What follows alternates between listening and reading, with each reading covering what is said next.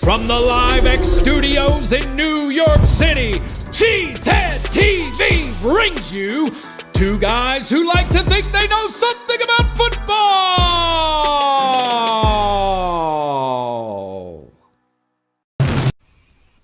Good evening, everyone, and welcome back to Packer Transplants Live. I am Aaron Nagler, and joining me, as always, is my co-founder here at Cheesehead TV, Mr. Corey Behnke. I'm coming to you live from the Cheesehead TV podcast studio in New York City, and Corey joins us from Green Bay, Wisconsin, across the street from Lambeau Field, and we are ready to talk some Packers. What do we have on tap today, Corey? Today, we celebrate a win over the Super Bowl champs and get ready for the Packers' trip to the Big Apple. But right now, it's time for the good, the bad, and the ugly. We got the good, we got Jordan Love. We got the bad, we got Three-man rush. We got the ugly, we got NFL officiating. Hey, what a surprise. Absolute garbage down the stretch there Sunday night. Thank goodness didn't cost the Packers a victory. How are you, Corey Behnke? Good. I'm happy. You know, can't complain. Yeah, I can see it. I can feel it. The heat, the happiness, the joy. It's emanating there from Green Bay. I can feel it all the way over here in New York. Good stuff. I got one thing for you there, Behnke, right off the top here. You ready? You ready for this? Ready. Yes, sir. A little carry the G action here in New York City. Let's go. Nice. That's a beautiful thing right there. All right. Let's get right to it, baby. We don't want to talk about any serious shit right off the top of the bat here. We want to talk about the hotness. Let's go. Let's get to it.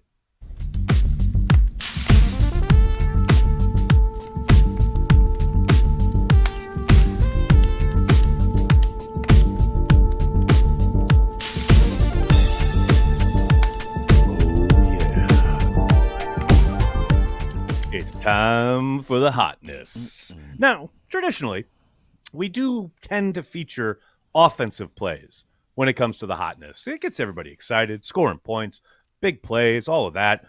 But this week, ladies and gentlemen, we're on the defensive side of the ball for the hotness. The probably, I would say, game-turning, game-defining play from one Keyshawn Nixon. Let's take a look here.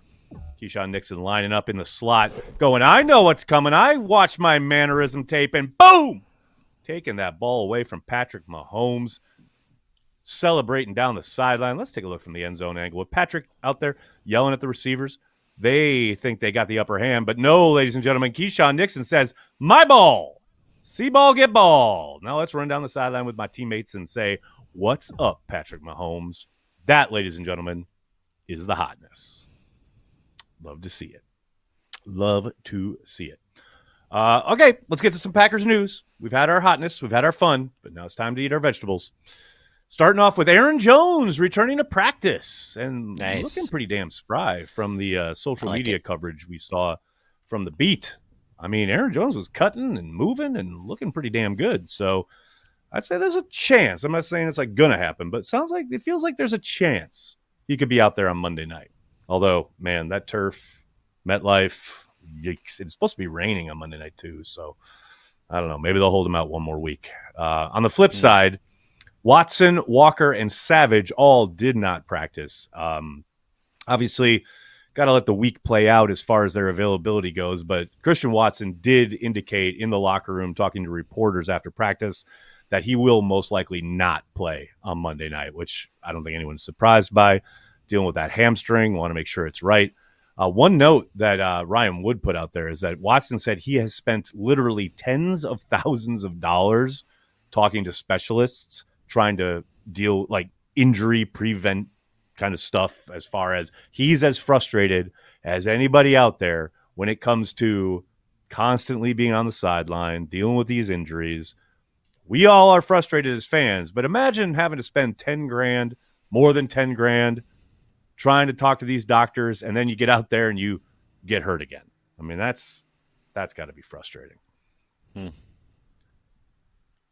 Then we have the Packers claiming cornerback David Long off waivers from the Panthers.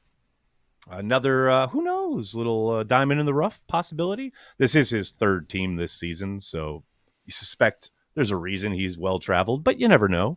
Rasul Douglas had been in a number of teams prior to his arrival in Green Bay, but we'll see if he is able to contribute at least on special teams on Monday night. And then we have Lee Gistander and Richard Williams are participating in the front office and general manager accelerator next week in Dallas for the league meetings. This is the NFL's attempt to get a little bit more diversity injected into the hiring process when it comes to front office personnel. I know Richmond Williams is certainly a name that Packers fans should start to get familiar with and will most likely end up being a general manager someday. He's had a number of notable kind of signings. Top of the list, of course, being Rasul Douglas a couple years ago. But Richmond, Lee, they're set to get in front of NFL ownership during the league meetings in a week in Dallas. So that's exciting stuff. And then finally, a little ex-Packers news. Mason Crosby signed with the Los Angeles Rams. Old man Crosby. He's on the practice squad, but they indicated right away that he'll most likely be brought up and kicking for the Rams at some point. So, I mean, good on Mason. I'm sure it'd be weird for him to be kicking for another team after, 100 years in Green Bay, but congratulations to Mason. Glad to see him get a gig. I wish I cared, but I don't.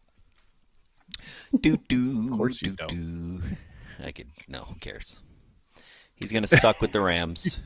He sucked at the end with us. Goodbye. Bold proclamation right there.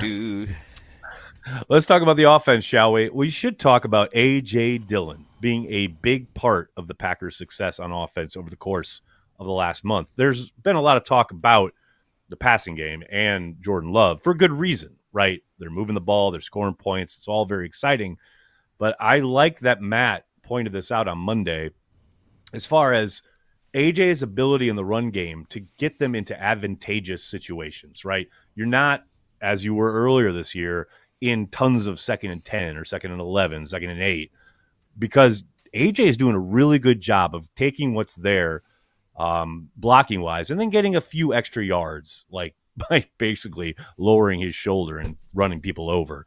Certainly in a way he was not earlier this season. I wanted to show this quick clip from the Chiefs game where you see him find the back door on a cutback here. Let's take a look. AJ starts off in the gun, something that people say, well, you can't run out of the gun. Well, here he goes, presses the hole, and then look at that cutback. And then boom, runs the safety over. Come on now. Just that little kind of ability right there gets you ahead of the sticks, makes life easier for Jordan Love. And I think AJ's playing his way into a contract extension. I wouldn't be surprised if the Packers brought him back, in the last year of his deal. I wouldn't either. No, why not? Why not? He's killing it. He is killing it. Some other folks that are killing it up front, the offensive line, Corey. We have talked a lot about the offensive line this season, and I tell you what, the rotation that everybody was like, why are they doing this? I'll tell you why they're doing it. It's working. As frustrating or as weird or as kind of unusual as it might be to be rotating at left tackle and right guard throughout a month plus, it's working. It is absolutely working. And that doesn't mean that every guy's playing well. They had less of it against the Chiefs, though. And I do think it's kind of interesting that, oh, Sean Ryan. Oh, dear. I don't know. He goes in for what's that? He goes in for a snap, gets his ass run over. I mean, if you really look at it, if you look at the snap count, it's Myers, right, Tom, Jenkins, Runyon, Walker. And now with Rasheed Walker out, you got to imagine they put Yash in. But, Yash and Ryan only had 8 and 7 snaps each. So clearly they think they found the rotation. They're and now 5. With Rasheed Walker out, yeah, they found their 5. So there's less rotating. Royce Newman was in for that. What do I think is funny, Royce Newman is in for one play where he was an eligible receiver. Yeah, he was the extra little tidbit, sixth lineman. Little funny tidbit on the Sims touchdown, I believe, right? Yeah, I think it was on the Sims touchdown. Yep. He was declared. So they're like, "Oh yeah, Newman, go in because we don't care, and you'll be the receiver because we know you can't block anyone." That's hilarious. It is kind of funny. Hey, man, when you look back on the thing, it's all players have value. Myers, Tom, and Jenkins are, right there, but it's like now with Walker, it's like it kind of sucks. It's like you kind of felt like they had the rotation, and now they're gonna have to go back to Yashi Poo. Well, it's all right. I mean, look, that's a lot it'll of be okay. I think right there. Also, look, I don't think there's any doubt that we've talked a lot about. And you've been pretty vocal about how bad Josh Myers was earlier this season, but he's coming off a really good game. Josh Myers played extremely well against the Chiefs, and it wasn't perfect. Yeah. But if you want a guy to hit, his strides, so to speak, and find consistency and start giving you high-level play on the regular, December is a good time to do it, especially if you're trying to make a playoff push. So shout out to Josh He's Myers. Definitely, of all the linear progression on the Packers right now, you can definitely see Josh Myers linearly improving. And honestly, the last two games is really us winning the battle against the defensive line that no one saw us winning a battle against. So, definitely kudos to the offensive line, because that is why, largely that and Jordan's ability to get rid of the ball at opportune times and not hold on to it is he why did a great job. Stayed ahead. Yes. There were a couple of times, and this is to be expected against a Chiefs defense that blitzes quite a bit. They're certainly in the higher end when it comes to bringing extras and getting guys free, which we saw a couple times on Sunday night. Jordan did a phenomenal job of knowing, look, okay, there's a free rusher or protection's not holding up. I got to get the ball out of my hand. And it doesn't matter if it's even close. There's one where he has a free guy off his left side. He just chucks it up the left sideline to Romeo Doubs, who's not even looking for it. But he lives to fight another down.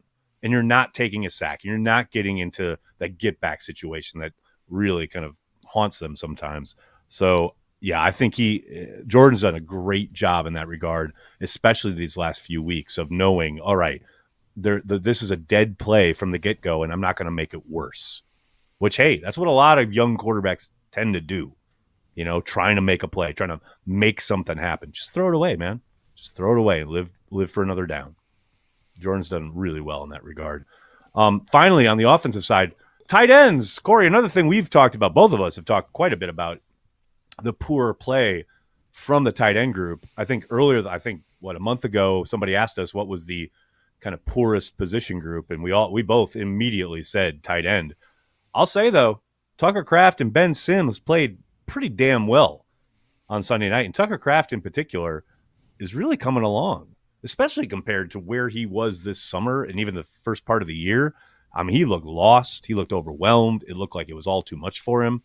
But damn, man, he's put together a couple of really good performances these last couple of weeks, as has Sims. So it's just good. It's nice to see the tight ends contributing, because like I said, earlier this year, that was not the case. I do agree, although I think, all these rookie stats we really need to take with a grain of salt this year, because this is the first time in, a very long time where we only basically have, take Romeo Doubs out of it and take Watson, but we literally only have rookies on the field. On the offense, we basically have all rookies. So specialists like tight ends and wide receivers making things that are historic, we have to take with a grain of salt. The Packers came out with this whole thing of the first time 3 rookie tight ends. It's because that's who we have. Normally, we had good tight ends that had years, and we didn't just have a fucking year where we're just hey, let's roll the dice on the youngest team in the NFL. So, also, I do think one thing I do want to say about this, where we are this season, can we not get caught in extremes like the national media as Packer fans? Oh, we're coming up on that. Hey, wait till Blogosphere. We're going to talk about that. It's killing me. We're going to talk about this. Everyone is killing me right now. This is coming. Like, all of a sudden, now Jordan Love should get – I mean, look, we talked about 3 weeks ago he should get a contract. But I think the jury's still out about whether he's going to be the next Aaron Rodgers or the next Brett Favre. Like, let's slow the fuck down. Like, he's had really good games the last 2 games. He's done an amazing job. But, you know, the Dobbs catch was a little fluky, throwing in triple coverage, and Dobbs just happens to basket it in. Like, no. Wait a second. I will say, someone in my Twitter replies put it perfectly. It's like, if that's Mahomes throwing that or Rodgers throwing that, everyone's talking about, oh, what an amazing throw, incredible. But because it's Jordan Love, it's like, all right, he got kind of lucky. Well, yeah, that's part of the gig sometimes. Like, no, but I'm throw guy in your face, throw it up, and hope your dude is down there to make a play. You know what I mean? He had incredible. There's no doubt. He had incredible throws in that game. That was not one of them. Let's just say that. But that was a turning point in the game, right? We don't make that play. 100%. Right? 4th and 1. Yeah, they get the ball. 100%. No doubt about it. Let's look at the defense and talk about rookies. Lucas Van Ness got another sack, his second of the year. Good to see him being active. It's funny, though, because like I came out of that game like, oh, Van Ness played pretty well. And then you go and watch the tape, and it's like, oh boy. Like, it was still a very up and down evening for Van Ness. Although I will say he, was in the rotation a little bit more. It was good to see him out there a bit on the edge and with his hand in the dirt. And, again, just active and getting reps and getting that experience.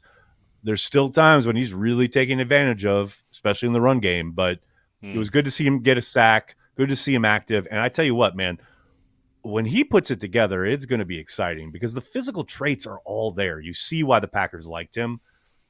And when he is allowed to just kind of like pin his ears back and get after the quarterback and like run, use that speed, that's exciting to watch. But it's good. It's good that he's getting the reps. I'm glad to see him out on the field. I'm glad to see him getting a sack and productive and what have you. But still a ways to go for the young man. Yeah. Next up, we got welcome back, Darnell Savage. And speaking of, like the the perception or the idea of, oh, this guy played this way because during the game you saw, as someone did in my Twitter mentions, Savage shied away from contact at one point or didn't join in when the ball carrier was being brought to the ground or whatever. And you kind of get this like idea in your head, like, oh, he's had a poor game or he's not, tackling well or whatever. This is a guy, again, going back and watching the tape. Savage had a good game. Like, first game back off of IR, he was active as hell. For the most part, he was physical and he was sticking his nose in there against the run. And I was excited to see what was a better game than I kind of thought watching it live. Welcome back, Darnell Savage. Good to have you back in the mix. Going to need more of that here down the stretch in December. I was surprised at how often they play, how many snaps he actually got, to be honest with you. Yes, I was surprised. Totally he agreed. Really came back. Well, it was like, oh, I'm back. They back. were all Seriously. in. Yeah. Yep. And it was interesting to see they kind of used almost everybody at the safety spot. You know what I mean? Like Anthony Johnson Jr. was out there a few times. Owens was out there. Like they got all 4 of those guys involved at one point or another. And then finally, on the flip side, we need more from Devondre Campbell. I understand most likely a bit rusty coming off an injury. He was a step off almost all night. They're going to need better play from Campbell. And I know a lot of people are out there talking about, oh, McDuffie should come in or whatever because of how he played in his stead. And I don't think that's the key. I think Campbell, we know he can be effective and he can be really good. Obviously, he was an all-pro 2 years ago, right? But they need better from Campbell than what they got Sunday night. And again, I know he's coming off an injury, so you give him some grace there. But starting Monday night, they need better from Devondre Campbell. Speaking of this Giants game, Monday night in MetLife Stadium, the Packers are 6.5-point favorites at FanDuel. Corey, that's a big shift from where we've been the last couple weeks. Wasn't Kansas City a 6-point favorite against over us? Yeah, That's my point. So basically, the moral of the story is don't believe the sports books. Well, they're just trying to get your money, you know. I, But that's the thing. you know, with everybody favorites looks now. at these. I just think that the Packers play up or down to their opponent, and That is the problem. Yes. that is our trend at this season and historically. So, you know, I don't, you know, Mhm. I don't know. Like when a team needs it more than you need it, that's all that matters sometimes in the NFL. That can be the difference, right? So, can this team, the real question for this team in the fall, it's not about like, oh, we should easily win, which I don't believe. We can't easily beat anybody because we still are a young team and, you know, we haven't seen all of our youngest team in weaknesses. the NFL, right? But Right. but you know, do we want it more than the other teams? I feel like when we were down, you know, now that we're in the hunt, what does that mean? And can we get a chip on our shoulder to beat these teams decisively? You know, can we stay up on teams? At the end of the day, we got to get up on teams in order to keep this momentum going early. And if we don't That's get been up the on formula teams the last early, 2 weeks, right? yep, you're Right. going to see, like, I'm not trying to be a hater and I'm not trying to be Mr. Realism because I know I'm usually the more optimistic person, but This is the so Packers, weird hearing you talk like this, by the way. Very weird. the Packers, Very weird. who this team is, really, like, I know it feels like they're ascending, right? It feels linear, right? We said this 3 weeks ago, like, it's not going to be linear, and then it became linear, which I think is hilarious. But who this team is not the team that beat the Bears, and not the team that beat the Chiefs, and not the team that beat whoever we beat 2 weeks ago. Who did we beat? Chargers or the Rams? The I can't Lions. remember. Oh, the Lions. The Lions. It's the team that played the Chargers and the Rams. It's the team that, you know, played the Vikings. Like somewhere in the middle is where this team wants to live, and whether or not, you know, we can limit our mistakes like we did against high caliber teams. Like you got to get up for high caliber teams. You're playing Patrick That's Mahomes, right? You got to limit Right. your mistakes against high caliber teams. Taylor Swift is in the building. You know what I mean? Now that Taylor's not in the building, you know, I don't know. Are Can you are get up we going for to it? be able to? Can we Are get you ready up? for it? Right. Yeah, do we understand? And that's the thing about a young team, right? It's like, do we really understand what it takes to sustain the level of play that is needed for us to really make a true run here at the end? I think Monday night's going to tell us a lot in that regard because I do agree with you. And I've been saying that on daily, and people kind of not get upset, but like push back on it. But I think it's very true. That's what I said it on the radio the other day when I was talking to Zabe. I was like, will it surprise anybody if they lose to the Giants? And they were all like, yeah, of course that would surprise me. I'm like, that wouldn't surprise me in the least, like at all, because of exactly what you're talking about. Like they have played to the level of their competition all season long. Like there are so many games earlier in their year where they should have won. Like I'm not saying they should have soundly beat someone, but they absolutely should have won that Atlanta game. Hell, they should have won that Pittsburgh game. You know what I mean? So, yeah. Well, I'm and here's right the there thing, with you. right? But I do think Monday night tells us a lot. Monday night tells us a lot. Like if they go into MetLife and take care of business, then we're ascending. Then it's legit. You know what I mean? Yeah, I mean, but here's the thing, right? If either the Lions or the Chiefs got up on us and then decided to run the ball, it's a very different game, right? We're screwed. Yeah. We are completely screwed as a team.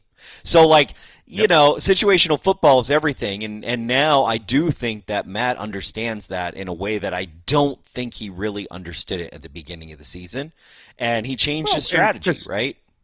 I agree, and also because, like, he didn't know, because who knew anything about this team that is the youngest in the NFL, very much trying to figure out a way of working. And I do think, I will say, he has been in his fucking bag as a play caller. Totally. Like, in a way, he certainly was not earlier this season, but that's familiarity. That's you're 13 weeks into this thing, and now you absolutely know this guy can handle this. That guy, no way I should trust him to do that. And away you go. You know what I mean? In a way, you couldn't do that in September and October, especially guys being this young. So, yeah, I'm with you. I think Monday night tells us a lot in this regard. Tommy DeVito remains the Giants' starting quarterback. Tommy DeVito. I do love some. I can't remember who it was, but somebody pointed out that the Jets keep like flipping their quarterbacks, and it's all very like tight around everything the Jets do, amplified somewhat because Aaron Rodgers is there, whatever. And then you flip it over, and it's like the Giants are like having New York Nico come in and do a pasta rating video with Tommy DeVito. Like they're just embracing the DeVito craze. And they've got Tyrod Taylor up and healthy, and they're still like, nope, we're going with DeVito. This kid is fun. Like, I don't want him to win, obviously, but, I love that he's going to be on a national stage, and this story is going to get kind of some extra legs because, man, both New York teams have been so bad this year. New York needs something. I guess. This is, to remind people, this is a London revenge game right here. Like, this was the beginning of the end of our season last year. So we need to we don't just need to have one good half. This was the beginning of the good half, right? This is the beginning of when we say, was this the good half? London is the beginning of that trend, by the way. 100%. So I would like to see two really good. I would like to see us just, if this is our strategy going forward, 2 touchdowns up, trade touchdowns for field goals, and away we go. Here we go. And then just bleed them out. On their neck and choke them out. Just bleed them out yes, then. Correct. If you can't, just bleed them out then. Just, bend, because that's the only way Joe Barry's defense works, by the way. It doesn't work any other way. Like, it's literally broken if we're not ahead. You're not wrong. You are not wrong. Finally, speaking of getting ahead and being able to get after the quarterback, the Giants have allowed 69 sacks. Nice. The most in the NFL. If the Packers can get a lead, lights out, baby. Here's the thing, though. To your point, Dable and company, like, look, I know they've had a terrible year. I mean, and this offense has been hard to watch. Hell, they just won their last game prior to their bye week, which they are coming off their bye, by scoring 1 touchdown, and they won the game. You know what I mean? Like, this is not a great team. However, Dable and company, like, completely owned Joe Barry in London. Like, they knew how to take advantage of everything he was trying to do. So that's why it is very important for the Packers to get a lead in this game. Because if they can, it's good night. Like, they're going to be able to own the Giants up front. There's zero doubt about that. Let's get to the Deion Sanders quote of the week, shall we? I know you're thinking, wait, college football, we're at the end. The Buffaloes haven't been playing. Like, no, there's always a Deion Sanders quote, ladies and gentlemen, throughout the entirety of this season. He says, he took more shots than probably any other quarterback in the country, and that's our fault because we've got to shore up that offensive line, talking about his quarterback getting on the ground more often than not. And it is interesting, Corey, for all the hand-wringing after that Athletic article, they just got the number 1 offensive tackle recruit in the nation to commit to Colorado. That's funny. Deion gets it done, man. Deion just gets it done. All he needs are some dominoes. That's the thing. If he gets a couple more dominoes, that program's going to be lights out. It's going to be awesome to watch. It's a lot of fun. All right. Speaking of a lot of fun, let's get to it. It's that time, ladies and gentlemen. Let's go.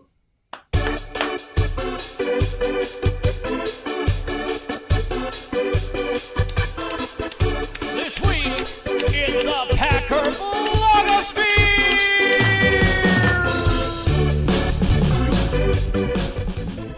That's right. It's this week in the Packer blogosphere, the return of that venerable series. Now, I know that a lot of people out there, don't want us to reference this program or this quarterback or anything about it. However, this speaks to and directly relates to exactly what Corey was talking about earlier here tonight regarding Jordan Love and proclaiming him the guy and wanting to stamp like, oh, he's arrived and he's the next hot thing. All of which, look, I think the Packers have found their quarterback, right? Now, how high is his ceiling? I can't tell you, right? I do think they're probably going to sign him to an extension this offseason, and he's going to be here for a while, right? Yeah. But the idea that people seem to need like, oh, he's going to be as good as Rodgers. That's ridiculous. And Aaron was asked about it on the McAfee program this week, and I just wanted to play this clip because this is perfectly stated. A couple weeks here, kind of like, confirming that, hey, maybe the Packers do finally have this next guy after Aaron, and he is going to be the guy for the future? No, I'm not. And he's playing especially the last 3 games, he's playing outstanding. But he's in his first year starting. Like, as well as he's playing, can we not crown him right now? Yeah. For his own sake. Because we shouldn't do that to kids. We shouldn't crown him, and we shouldn't cancel him. Darius, just crown him. Yeah, I would crown him. Okay, go ahead. That's fine. I love Jordan. I think he's going to be a great player in the league for a long time. Yeah. But can we let him play his career? Like, and it's both sides too. People. A great example is Geno Smith. People just kicked him out of this town. They wrote him off. And then he went and was a backup right for back. 6 years. No. And then he went to a Pro Bowl. And sometimes it's situation. Sometimes it's change of scenery. Sometimes it's figured something out. This is my thing, and this is exactly what I was talking about a couple years ago when Jalen Hurts was on his first year as a starter, right? And the Eagles would be on national television, and he would make a bad throw or something would happen, and just Twitter would explode. Well, oh, he's terrible. He's not the guy, blah, blah, blah. Fast forward, he's basically in the MVP conversation last year. The guy. He's in a Super Bowl, and he's clearly the guy. He has a huge contract for the Eagles. And I'm not saying like that's exactly what's going to happen with Jordan, but can we just let it play out? On both, again, as Aaron says. Well, it started with these assholes. It started with these assholes like fucking Adam Shine idiots. These morons who are like, he's terrible. You in training camp and pregame. He can't play football, is what Adam said. He can't play football. Yeah. Let's put our marker out here on shit we don't even know what the fuck we're talking about. And then the crazy thing is like, it's like we forgot. Do you think we forgot? We got the damn receipts, and now he's the second coming. And it's like, guys, it's not. Right. Like, the kid has actually looked good since he started playing in the NFL. At that Kansas City game that he came in for, Aaron Rodgers, he looked good. He didn't look great. He didn't look bad. He looked good. He looked like he could play in the NFL. He didn't do a great job, but he looked so like that's what's crazy to me. It's like in every game, it's like you want to go to him falling over Josh Myers because Josh Myers can't fucking snap the goddamn ball, so Jordan takes the fucking heat for it. So now that's going to go. Right. It's like the butt fumble for what's his name, and it's like Sanchez. We're remembered because of he's remembered because of these things, but it's like, dude, like he's not as good or bad as we think. We just gotta. This season is what it is, and we gotta let him play. We're blessed if this season. If we've already we beat the Bears. Like I said, when I was annoyed 4 weeks ago, and I was like in the doldrums of being a Packer fan, and like, oh man, it's gonna be this season, and we're 4-6 or whatever the hell we were, something shitty, and it's like It's like, crap, this is going to be the season. And that's the thing. We still have the Bears game. Now we got the Kansas City game. We kicked Detroit's ass after them handing us ours to it. It's like we got to just block those motherfuckers out and take this season as it comes to us. Because, I've when I went back to like processing my normalization, like I process it. That's why I'm like more realistic, because the true realism is this is the youngest team in the NFL. And yes, would I love a Cinderella story of us going and winning every game and win the Super Bowl? Yeah, I would. Go. What was funny though is in 20 mind. I would totally lose my mind. But here's the thing, in 2010, okay? In 2010, I had a belief and a hope that came from the play of our team. Not the play of our team that year, but the play of our team consistently over like 2 years, right? Where it was like, oh, it looks like we have all the things, and nobody believed us. You were building. And we had a chip on our shoulder, and that was the time, and we kicked the door down. We got the right timing, we had the right players, and we kicked the door down, and we did something that no other team in the NFL has ever done. And if we do that this year, that would be amazing. The likelihood is low. But it's like I just would love if there could be a subset of Packer fans, and I do think they exist because I've met them, who just like, we're here, we're not going anywhere, and we're going to take the good with the good and the bad with the bad, and not going to extremify everything because it's so annoying. Also, like, one other thing on Aaron Rodgers. Okay, when I want Aaron Rodgers, if we're going to allow him to retire as a Packer, here's what I want. I need the Aaron Rodgers ticket box office video where he's like getting on the phone and trying to get and telling a Packer fan they got off the waiting list. That's what I want. I know. That's what I want did that for his the Jets retirement fan, video. right? Yeah. Well, for the Jets, they have to convince people to buy tickets. But see, he's got an even easier job in the box office for Packers. He literally gets to call a Packer fan who's been waiting for 45 years to get off the list. Right. How great would that be? Announcing his retirement as a Packer on that video. How great would it be if that was me? I'm on the list. I'm like, 30,000 down. And you were like, Aaron was like, dope. Aaron, and he's like, is this a 50-year-old weirdo? Hello? Is this the 50-year-old weirdo? Exactly. I would like to announce that you have season tickets, sir. You have season tickets. I think actually we should. I know Wallers watches the show. That's a great idea for his announcement to retire as a Packer. We shouldn't be giving this shit away for free, Behnke. We need a consulting fee. Let's go. I need to see it because that video annoyed the crap out of me. That video just annoyed me in so many ways. If anybody watches the Jets TikTok, I was so annoyed by it. It was just like, really, you're that desperate for attention that you're gonna do a little gimmick like this? Well, he's not really practicing. He's not really doing a lot. So thirsty. He's back in the buildings. So he's like the thirstiest human being. He's so thirsty. It's ridiculous. Speaking of thirsty, you mentioned the Bears, and wow, Bears fans in shambles after that Sunday night game, headed by friend of show, Big Cat out here. Let's take a look. Let's take a look at this. Jordan Love is good, and it's bullshit. It's absolute bullshit. They shouldn't get away with this. It's absolute bullshit. Jordan Love's throwing balls that should get intercepted, and they're not getting intercepted, and he looks good, and he looks comfortable. He's doing fucking Rodgers. The whole thing is bullshit. Nothing in life is fair.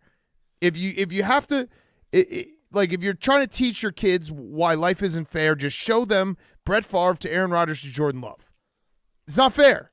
It's not fair, PFT. Well, we're too early on the Jordan Love thing, though. No, I think he might be good. He looks so much better than he did at the beginning of the season. He's come along, and it's bullshit. I thought it was bullshit how the Colts had Peyton Manning and then Andrew Luck right after. Yeah, but then you get 3 in a row. But he retires. Jordan Love might retire. It's true. He should retire. They're gonna go to the playoffs, PFT. The only hope I have is that the Bears do like a Lions last year and start ripping off wins and then beat them week 18. That'd be nice. That would be your Super Bowl. It would. It would be bigger incredible. than my Super Bowl. Now, I would raise a literal banner in the office. If the Bears beat the Packers week 18 to keep them out of the playoffs, there will be an actual banner made that I will raise and have a banner raising ceremony. And I know that sounds so pathetic and so sad, but I do not care. This is what I was talking about earlier this season when I said we beat the Bears week 1. I don't give a shit what happens the rest of the year. When we beat him, it broke him. I truly do not care. All I want is to beat the Bears week 18. That is old school fucking Packers football right there. I just want to make sure we beat the Bears twice. I am only so a Bears invested in fan. this, I cannot only tell a you. bit. So I hope that the Packers don't go back to their pathetic ways, and that I have to be so desperate in life. People are saying I'm grumpy now. If we have 20 years, if we become if today is 1985 for like the Bears, right, and from the rest of my life is as if we relive what the Bears did from 1985 to this year. Now, and I have become so pathetic as a fan that I'm going to raise a banner in a regular season non-playoff win. Right. Wow, just kill me. Just kill me. Shoot me in the face. It's Seriously. over. It's just over. It's over. It's over. Daffy Duck. Big one. Bam. Real quick, before we move on to YouTube comments, a reminder for anyone in the New York City area, if you're coming into town for the game or if you live here, I will be at Kettle of Fish on Sunday night down there in the Village at 7 p.m. Mark Murphy and the Packers, since I announced this, have stated they're going to be there at 6:30. So Mark Murphy is my opening act. I will be there. I'll probably be there before 7, but 7 o'clock you is better our get there official before meetup it's time. going to be crowded. No, I know. I already talked to Patrick. It's all good. But 7 p.m. and then they have their annual Christmas carols at 8:30. So it's going to be a fun night. It is probably going to be madness. I can't wait. It's going to be a good time. Come on just out saying, right? if you're around. Yeah. If you go, Packers fans, just if you are in New York and if you already live there, but you got to get there way early if you want to get in that bar. Like super early, especially if it's like, anything dude, like the London meetup. My God. the thing That was is, nuts. yeah, because the Packers announced it, it's going to be crazier than a normal regular season game. So, like, you're going to want to get there. Like, if you actually want to be in that room, you're going to need to get there at, like, noon or before, seriously. Seriously. He's not lying. He is not lying. All right, let's get to people's YouTube comments, shall we? Ian, what's up, Ian? What's up, brothers? I miss Green Bay and all my fam at What's up, Cheesehead Ian? TV. Thanks for an amazing weekend. To quote Rod Tidwell, Cheesehead TV is the ambassador of Quan. I told you all we'd beat KC. Same for every game moving forward. Ian, MD Packers fan. Thanks, buddy. Appreciate the super chat. Thanks, Ian. Dustin Logan, Nags, what time is Sunday's meetup at Kettle? We just said it is at 7 p.m., baby. 7. You But got, get there. 7. Mine's 7. Packers at 6:30. If you want to get in, probably get there at noon. If you want to hear Mark Murphy drone, then you need to get there a little earlier. If you want to hear Dronio, well, Okay, here's how his grace. speech is going to start. He's going to be like, Oh, God. well, after I got the job, then I talked to Ed Policy, and then we got with Brian, and we talked in dinner. Okay, here's the one. Sorry.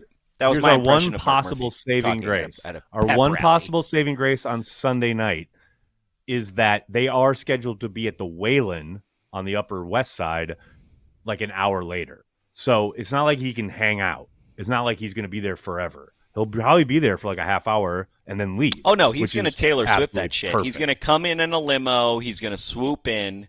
The Packers Everywhere crew will be Right. there. And the thing is once Packers Everywhere says to be somewhere, a lot of Packer fans show up, because it is the official All Packer. the Packers fans. Oh, no, he's going to Taylor Swift that shit. He's going to come in on a limo, come in with some bodyguards, drone on for 35 minutes and talk some nonsense and then leave. And I like Mark Murphy, but he is the droniest motherfucker. It's like anytime they have a pep rally and you trot out the president talking about some executive shit, right? come on, Kind of the bro. opposite of Pep. It's kind of the Like, opposite give me of Rob Davis. Give me some, like, Give exciting me some people that pep. work for the Packers. Yeah, I need Pump to it be up, pepped. baby. Let's go. The only time Mark Murphy ever peps anybody up is when people show the meme of him going down the fucking Aaron's Hill in On the sledding toboggan. hill, exactly. Then we got Tyler Node. Any Packers tailgates before the game? At everyone. Let Tyler know if you got a Packer tailgate. Let Tyler know in the comments, people. I will say, usually Jersey L's tailgating a Giants game. I don't know if he's on the chat, but he's usually doing it. Dustin Logan, guy's been saying all year, got to lose 6 to go 11-6. You have, Dustin. Dustin and Mark. I believe across you the also pond. said we have to lose 5 to be 12-5. But I'm just putting that out there. Joe Mailman, thanks for Super Chat. Marvin Harrison Jr. says he's undecided about entering draft. Translation, the Bears still suck. Also, we didn't even talk about this. We didn't talk about this, but I put this on Twitter. Okay, there are a lot of people in the ether that think that the Bears now, with all the thing, are going to get rid of Justin Fields. And if they dump Justin Fields, they're going to try to get a number 1 draft pick. And a lot of people think they won't get it, but I think there's a lot of desperate NFL teams. They might get close, especially Joseph on our Patreon Happy Hour said some very interesting things that a lot of teams don't want to jump up to. There's not a lot of value 1 to 20, or 1 and 2 are good, but like 3 to 20 are not that great. And now it looks like the Packers might be picking at least 20, so that's good for the Packers. Anyway, Justin Fields going to be getting Bears getting a number 1 draft pick would be the great thing is the Bears getting a number 1 draft pick and then totally screwing it up, which will happen. That's Jeff what'll Henwood, happen. thanks for Exactly. Super Chat. Had a blast in Green Bay last weekend. Thanks for all you guys do. Glad I was able to bring some Carry the G north across the border. Ooh. Thank you, Jeff. Look at you. It's some Thanks so much, buddy. I'm surprised Appreciate it. what do they call the Canadians on The horseback? border control, the Mounties. No, like the Mounties. You didn't get stopped by a Mounties, yeah. Mountie. The Mounties didn't import control you. Jim Ledeca, thanks for the Super Chat. AR8 said we shouldn't crown Jordan just yet. He's right, but man, is it hard with how far this young team has come. Thanks for the Super Chat, It Jim. is. We I did talk about I that. hear you, Jim. Absolutely. Jocelyn, shocked at how consistently bad the offense was earlier this year, and now I'm equally shocked at how consistently good it is. Wild, fun ride so far. I agree with you. I'm just waiting. Why you gotta let things play out? I'm just waiting for that other. I'm expecting the other shoe to drop, and I'm going to be happy when it doesn't. Yeah, you are. That's where I am. You are. JP, what are your guys' thoughts on Ty Dunn? Oh dear, I'm not very familiar with him. But from what I've seen, he seems to have an axe to grind with 12. Infamous BR Article 2. Do you find him to be objective? Oh, that's the third rail, bro. I'm just trying to figure out, do I have time to rant as hard as I do about this? Okay, so little backstory. Please don't. Ty Dunn wrote an article in the New York Times that they retracted, and now he's been gaslighting me, saying that he basically is gaslighting me, saying he never wrote an article for the New York Times that was critical on the day before the Dallas Cowboys. Because the New York Times retracted the article, I believe because his sources were wrong and the article had issues. I don't know this to be true, but I do know in my Twitter handle from those times is there's a gap where the actual article that was linked to, like that I was talking about, has been removed by the New York Times. But then since he said he never wrote that article, but since the article doesn't exist, nobody knows. I know for a fact that he wrote the article the day before the Dallas playoff game, and it was and then years later he wrote another article that was even worse, which sourced the same terrible sources, which are all people that hated Aaron Rodgers. And I think that Ty Dunn operates from the Bob McGinn School of Journalism, which is, I'm a columnist, I can do no wrong, nobody can talk any shit about me, and as soon as you talk any shit about me, I can't take it. That's my take. I think Ty's really good at what he does. What's up next? Jocelyn, thanks for chat. Corey is spot on. The Pee Wee Pack trying to win games they're supposed to win will be a real adventure the next 3 weeks. Appreciate you, Jocelyn. Uncultured That's why Barbarian. I say Monday is going to tell us a lot. Monday is going to tell us a whole lot. What Nagler didn't tell you when he's like, I think he's really good at what he does, he's really good at Ty Dunn's football blog. Subscribe if you have 100 subscribers. And he's right. Aaron's right. Aaron's right. But just giving some context for what was not said there. I like filling in the lines. Nagler will give you a little sketch, and then I'm gonna fill in the color. Fill in that what? I'm the color man. I just figured it out.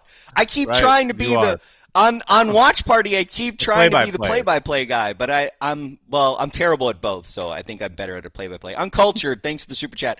This week on Behnke on the Beat, Corey eviscerates Jason Wilde for his Jordan Love takes he had last season while carrying water for Rodgers. Ooh, we should pull those out. We should pull some Jason Wilde Love takes from last year.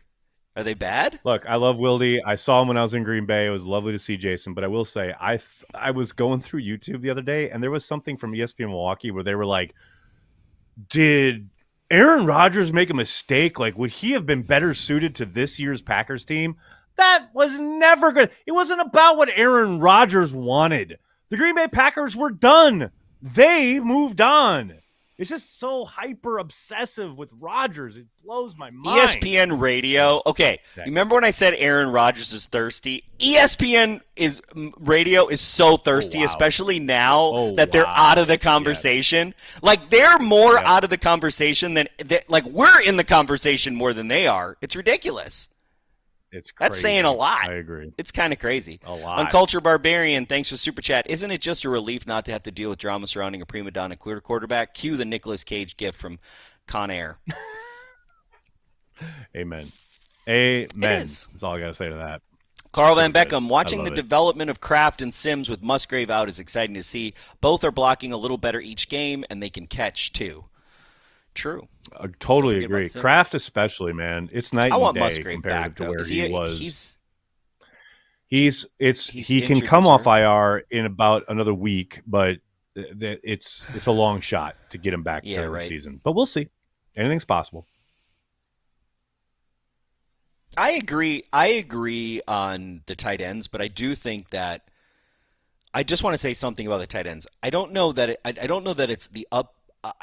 it's tight ends being better this season as much as it is Matt LaFleur understanding that we have a better pass blocking offensive line and we don't need tight ends to pass block and we'd rather have running backs pass block. I do think there's a change. We'd rather have them out in routes. Exactly. And so I think what we're seeing is we have better pass receiving tight ends. And I think early this season, I think we were trying to make our tight ends run block more and pass block more. I don't know that for sure. Nagler probably can either back me up or think that, but I do think strategically we have played more to our pass blocking strengths than our run blocking strengths for sure overall, and especially the last 2 weeks. I think there's some truth to that. I just think these guys have played now, 13 games, and they're getting better. Yep. I mean, sometimes it's that simple, and it's not always linear, but in this case, kind of is. Okay. Uncultured Barbarian, damn, thanks for the super chat, Uncultured. Really appreciate you, buddy. Was asked earlier today who my favorite Packer of all time was. Told them that it would be hard to quantify that. I did say they wouldn't be where they are without Bob Harlan and Reggie White. 100%. Amen to that. 100%. Amen. Harlan especially. Yeah, I mean, it's hard. There's so many. It's so hard. And I can't wait till I get my new hats. I'm getting my new hats from Spencer Young, and I'm so happy. I'm so excited about them because there's some very important Packers that don't get a lot of cred on my new hats, so I cannot wear. I need to actually text him and be like, yo, bro, I need my hats. Let's go. Let's go. Porkmaster, thanks for Super Chat. How heated does the field get? Are guys freezing their butts off but think at least my feet are toasty, or do they heat Lambeau to like 40? I don't think it gets that hot, bro. I don't think it gets that hot. It's warm enough so it's not frozen. The ground's not like an absolute ice capade to fall upon. Like it's warm grass, but not like summer warm. Just warmer than freezing. Warm grass. That's going to be the name of a drink. I think Lambeau has turned the corner. No one sits for the game this season. It's good to see. Matt, thanks for the super chat. Thanks, Matt. Sure yes, they've done a good job. Sure about that? No, they've done a good job. No. Go back. I know, because you probably won't. But go back and watch the television copy of this last game, man. Everyone's up almost the entire game. It was impressive. Everyone. I noticed that as well, Matt. They pull back and the whole ball is shown, and everyone's standing up. Okay, I believe you. Ian. I'm with you, man. Corey, you are right. Monday is our rematch game. Hopefully Nags BFF Joe Barry has it circled on the calendar like Love did last week. It was so great talking and hanging out last week. Go Pack Go. Thanks, Ian, for the super chat. Great to see you, Ian. Thank you, buddy. Peter Oliver Parkour. Bonjour. I love watching your shows on YouTube from my hometown of Bordeaux, France. Keep the fun, guys. Allez Packers. Let's go. I totally butchered that. Sorry about Packers that. fans worldwide. Thank you, Peter. Packers, really appreciate it, buddy. That's awesome. Thank you. Bordeaux, that's like the best. That's like the best wine in the world, right? That's where they make. I think Bordeaux is considered like some of the best wine. You are asking the wrong person. I'm sure that's true. Oh, I know. I'm asking the ether here, Nagler. I know I'm asking you. Oh, very good. There you go. Joe Mailman, Musgrave will be back for Super Bowl. Thanks for super chat. There you go, Joe. That's what I'm talking about. Can we just beat the Giants? Make that run, Behnke. Let's go. Let's beat the Giants. Let's run. Make a run against the Giants. What's so funny is that you sound like me. Like what fucking world am I living in right now? I'm Mr. Let's beat the Giants, not you. I love it. Let's give a shout out to our Patreon members. Speaking of which, Patreon members worldwide showing up this weekend. It was great to see everybody. We cannot thank you enough for your support. Patreon members, you really are the lifeblood of what we do here at Cheesehead TV. We cannot thank you enough. Along with the Carry the G Club members here on YouTube, especially on game days. You guys are the best. You guys keep us rocking. Special shout out to everyone who showed up to the meetup this past weekend. You heard Ian reference it. A couple other people. Soder was there. Bunch of other folks. There's a picture of not everybody because we took this kind of late, but it was so good to see everybody. Cannot thank you enough. It's really a special time when we get to see everyone who we normally see week to week on the happy hour in like Zoom boxes. All of a sudden, there you are standing in front of us. Also, another very special shout out to the folks who sat with my father early on because Dad was. He called me the next day. I was like, wow, they really like Cheesehead TV. I'm like, well, I hope so. They're Patreon members. It's good. Also, that's the whole idea. We had a bunch of people at the tasting at Ridgeview. That was awesome. And my favorite thing was when we would see when we'd see Cheesehead TV fans and they would just buy an entire case. We sold over 14 cases at the Ridgeview, and a lot of them were like literally people buying an entire case. So thank you guys for that. According to our producer Jeremy, way more people standing this year. That's the official, and he's been to 3 games I think this year. So there's a concurrence. There's a concurrence there, and he had a late super chats. Porkmaster, I know we're thinking that the kids may take a step back, but what if they do falter and still find a way to win? I think they're mature enough now. I agree with you, Porkmaster. I think they've found some. The cool thing about this team that we haven't mentioned is that they came up together, which I did mention, like how the wide receivers coming up together, I think is a huge bonus for Love and the receivers. But they have found a resilience this season. They've been hated on. They know what it's like to be in the doldrums together and lose and stick together. So there is something special about this team going on right now that I think I neglected to mention that I do think is very, very, very special. Ian, thanks for super valuable. Chat. Nags, very Butterburger valuable. was amazing. Thanks for suggesting. There you go, buddy. Don't tell Big B. That's what we do. That Kroll's That's what we do Butterburger, here. baby. Love it. Absolutely love it. You got anything else, Behnke, before we head out? We did it. Let's win. We did it, baby. Let's go. Let's beat the fucking Giants. That'll do it for this episode of Packer Transplants. We'd like to thank everyone who makes Cheesehead TV part of their daily Packers routine. We are and will always be devoted to Green Bay Packers fans worldwide. I think it's a fluid situation, and I know you guys love it, especially Nagler. I can see you smirking at me right there.